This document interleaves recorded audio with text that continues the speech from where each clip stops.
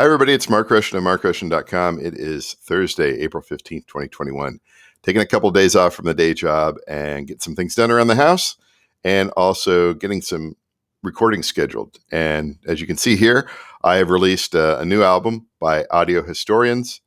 It's called Downtown Cedar Rapids. I think John and I recorded this last week and a half ago, something like that. But this isn't the first release by audio historians. This is just, and this isn't coming out on the streamers for another month because of, that's just the way the streamers are. The first release by audio historians came out on Spotify a couple days ago, and it's called Excavators Are Very Pleasant. It's just a field recording of an excavator from a few years back, and several years back, actually. I've made field recordings, but I've never, at the time I made all of this stuff, it was kind of difficult to get these into digital distribution. I mean, there probably were ways, but as I've spent the last few years here trying out different independent digital distributors, we now have categories where artists like me can put this sort of stuff, and there is a market. Of course, there's a market for everything, but there is a market for field recordings, and not just on Spotify, but other systems as well. And of course, you have to curate it, and you have to make playlists and all that sort of stuff. Something I've learned over time. So excavators are it's out there. It's going to be in the podcast that I'll put out in a few days. And so here's like a preliminary version of that. It's the Ambient Rushton podcast rotating playlist. So this is everything that's probably going to be in the playlist. And there's the hot mic release, Country Club Plaza in Kansas City. I think I recorded that in like 2014, 2015. And I don't think I'm going to be releasing much more under the hot mic name, just because there are numerous people releasing things under that. And I thought I had been first to Spotify with that name, but then there have been other things that have come along in the last couple of years, including a band that was named Hot Mic in 2004, and they have their release out there now. So I'm going to abandon that. I'll just keep that out there, and I'm going to become audio historians, and it may be me, and it may include other people as well. Might see if we'll see about John if he wants to release under that name. Of course, he's free to do as he wishes, create a separate name. So this release, Downtown Cedar Rapids, I just uploaded this morning. It's ready on the streamers. It's coming out, I believe it's May 14th, and there's a reason for that. You want to, in my case, I want to be able to pitch Spotify for artists for possible inclusion into playlists, and they're curated playlists. They do have this sort of stuff out here, sort of field recording playlists, and they do have good numbers. So I might as well at least try to pitch some of these sounds to the people that curate those playlists there. Give it a shot, right? It's free. Why not? All you have to do is wait a few weeks. I'm not in a big hurry. And then trying to get this getting this onto the other streaming platforms and everything else that entails. So here we go. Audio historians. What is the point of audio historians? Why is it called audio historians? Well, I've sort of developed a philosophy with regard to field recordings in the last few years. And, I always talk about long ago we had drawings of, people and pictures and paintings and stuff like that.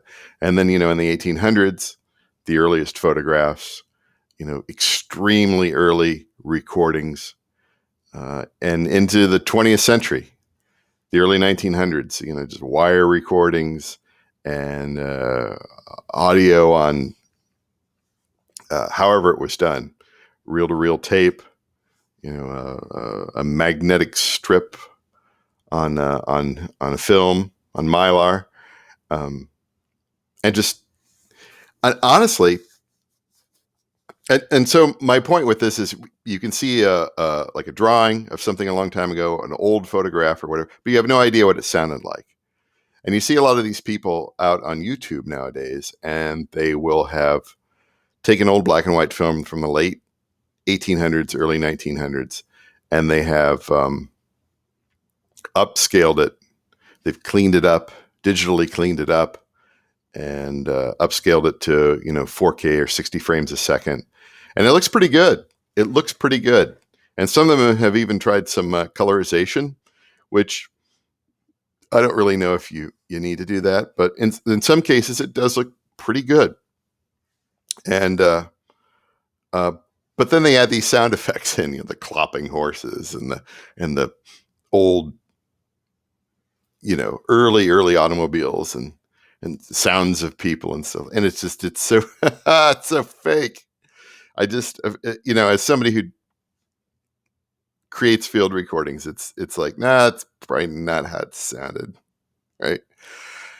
And so my thing is that digital audio recording has really only been around like the last 15 years. Before that, it was for a while it was on like mini disc, and before that it was all cassette tape and its limitations, reel to reel tape and its limitations. Even back in the 50s and 60s and 70s, the microphones weren't necessarily that good, and the recordings, they got a lot of junk in them. Nowadays, with excellent microphones out there, and I mean, someday I would love to get an ambisonic microphone, and those are like $1,000, and which it's like, that's considering what you can do with that sort of thing, the recordings and spatially design it. I think that's the right word. That's pretty cool, and so it's a matter of time before I get one. and and so what I want to be able to do is I want to go around cities in the countryside, different types of scenarios and things like that, and be an audio historian. Make those recordings, and that's something I enjoyed. In addition to making music and my little sound art and all that sort of stuff, it's part of the thing that I do, right? And but these early recordings here, which early recordings last week, right? Using my Tascam DR05, you can still get very good recordings with this. I have to be careful with RF interference with my phone. I've learned that. It's like, where's that little buzzing sound going on in the recording? Well, it's RF interference. So I either need to shut this off and have it be somewhere else, or put it in a Faraday cage, or just figure something out, right? Because it's like, oh, that's what that is. I'm learning. Yeah, I know. I've been recording stuff for. You don't know about that? How come you don't know about that, Rushton? Like, I'm learning, right? Still learning, always learning. And then yeah, you got your sound muff there that you put over the top. That will save you wind noise up to about 15 or 20 miles an hour. They're fantastic. Anyway, so John and I went around downtown Cedar Rapids and recorded a bunch of stuff. Couple of these are actually the roller dam ones are from the Iowa River Power on the Iowa River in Coralville. But yeah, Cedar Rapids has a roller dam. It probably sounds like that. So it's not completely it's not completely Cedar Rapids, but most of it's Cedar Rapids. The geese talking is also from Coralville, but it could have been in Ellis Park for all you know, right? And I love that photo that I took of the Alliant Energy building downtown. That's how it looked. I tried to get, it's hard to get your smartphone camera to interpret those colors reasonably well. particularly from a distance and at night, just because, I mean, it's just, it's not a camera. I'm not a photographer. I do have a DSLR camera, but I don't go hauling it around, and, it's only kind of for specific things. But I do like that shot. That is, an iconic shot there of the Alliant Energy building as it looks in modern era here. And I do like that it's lit up. I think it takes a building that normally would be completely ignored or considered, that's very 70s or something like that. And it really does jazz it up. But what does it sound like around that building? Right. And so that's a lot of what I have captured and what John captured and hopefully will release. And that's what we're going to go back now that the weather's better. It's spring going into summer. We'll go down there a little bit more often, maybe capture a few more things, maybe go out to different areas, capture different sounds. That's kind of what we want to do. So in addition to, photographs of a town at a particular time, you can also get that audio sound. What does it sound like? And so I think that's something that should be documented historically, from now into the future, just because that's part of the historical process, or the part of the historical record that we've not considered. You've got history, written history. You've got photographs. You've got early movies and things like that. But yeah, what did it sound like? Let's finish completing that puzzle of the past, right? So anyway, that's sort of my I guess sort of my working philosophy with regard to field recordings, and as I will release them on Audio Historians. I guess that's it, really, for the most part.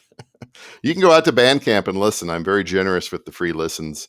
I don't expect anybody to buy this album.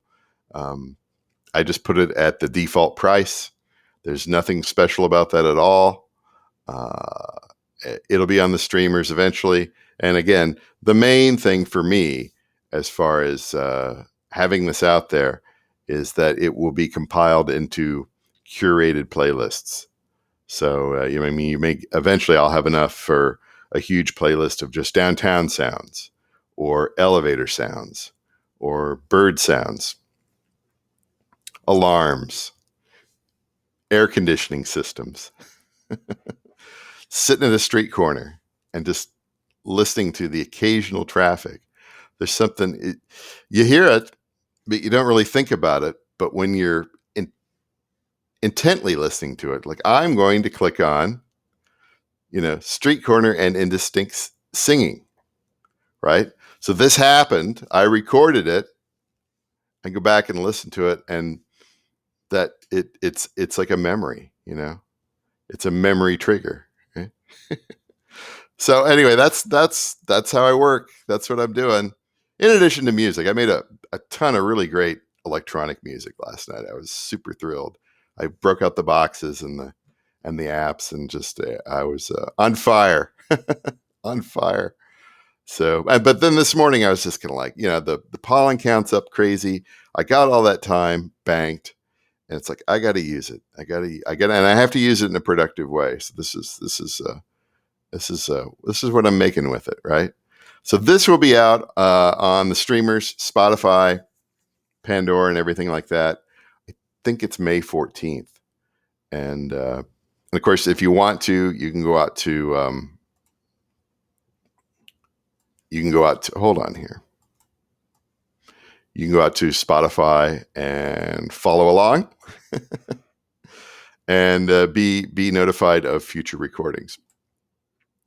And so I guess that's it for today, right? For now, anyway. It's Thursday, April 15th, 2021. I'm Mark Rushton of markrushton.com, and we'll talk to you later.